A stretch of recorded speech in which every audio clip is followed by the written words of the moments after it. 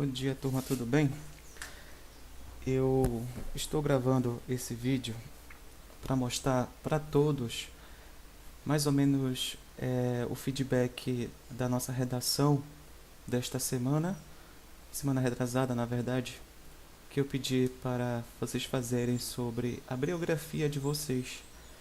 Então, o modo da gente fazer era justamente fazer pequenas sentenças chaves para a construção das mesmas, tá?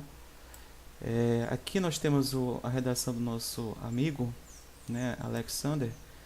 Eu espero que vocês não se importem, né, de eu estar falando o nome dos colegas, mas eu acredito que estamos aqui para aprender, né, todos juntos.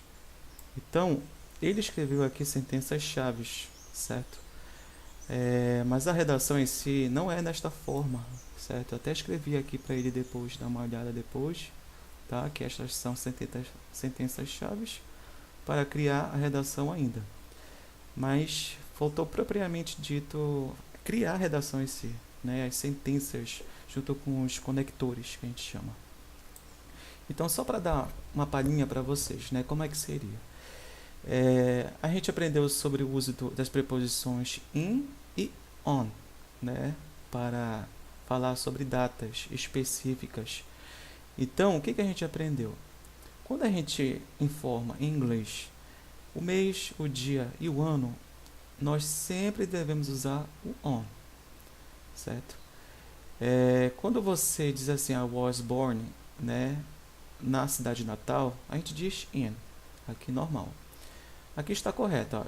In 2012, I finished elementary school. Está correto, até botei uma chave aqui. Agora aqui.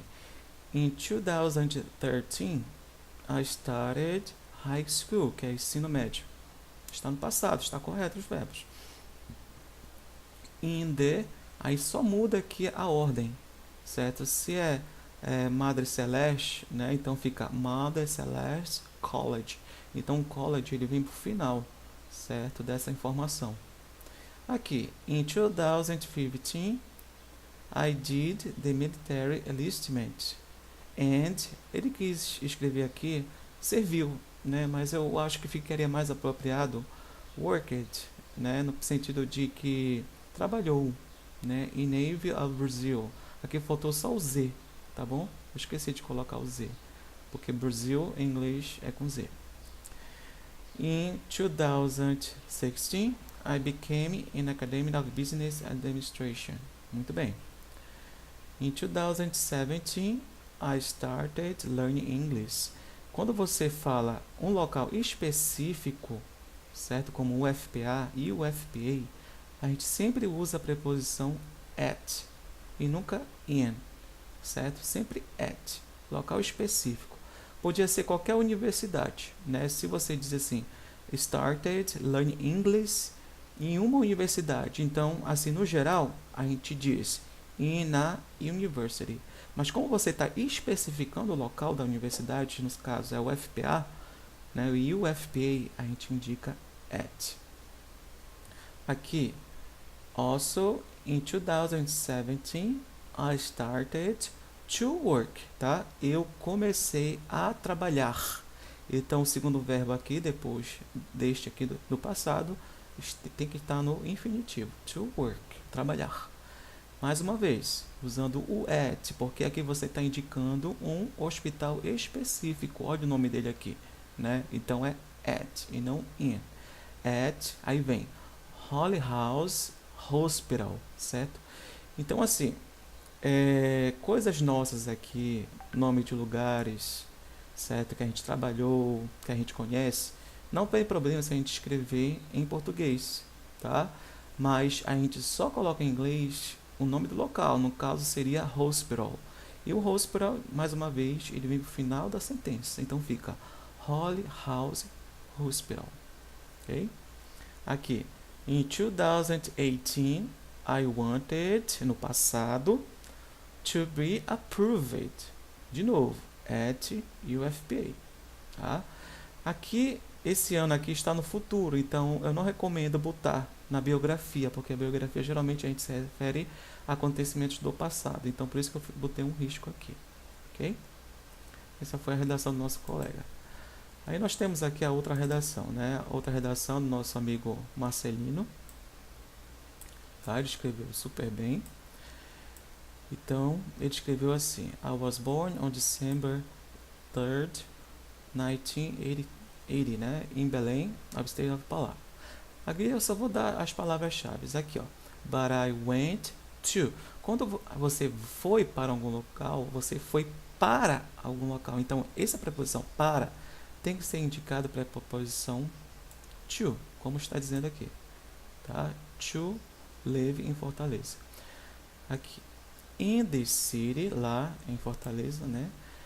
Aí por diante. O resto tá ok, certo? I completed my study and finished high school. Está usando perfeitamente aqui os verbos no passado. É isso que eu queria.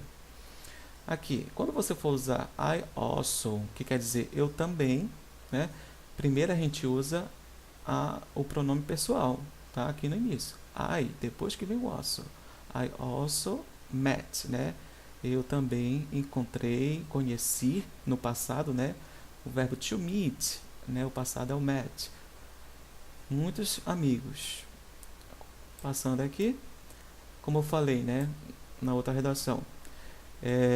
Quando você quiser falar nome de lugares, fica complicado a gente traduzir para o inglês.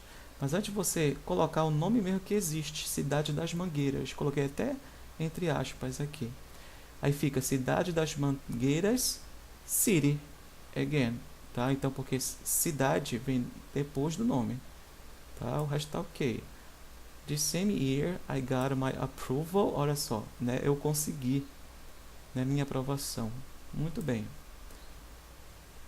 Olha, o verbo aqui no passado, dedicated. After 1 year trying to get a job, aqui faltou só o artigo a job, tá? Que mais? In 2007, I was, né? I was approved. E ficaria melhor. Então ficaria assim: eu fui aprovado, né? Eu fui aprovado. Passando aqui para essa sentençazinha aqui, I started to work in this job, né? Porque ele disse que foi aprovado na secretaria aqui de Ciência e Tecnologia, né? Passando aqui, I always liked sports. Muito bem, passado. Eu sempre gostei de esportes. Ok. Eu corria, né? Eu corri por 10 anos, né? Em decorrência, eu achei melhor, porque tem duas preposições aqui sendo usadas. Então, você usa uma ou outra. Então, eu preferi riscar until, que quer dizer até. Melhor ficar due to, né? Que é em decorrência de doenças, né? Ou outros casos relativos a isso. Eu tenho conseguido, ficaria melhor aqui. I had got, né? Doenças que eu tenha pegado, né? Conseguido. Ponto. Continua aqui, eu risquei aqui essa parte. I have to take care, né? Eu tenho que tomar cuidado, né? Desta saúde.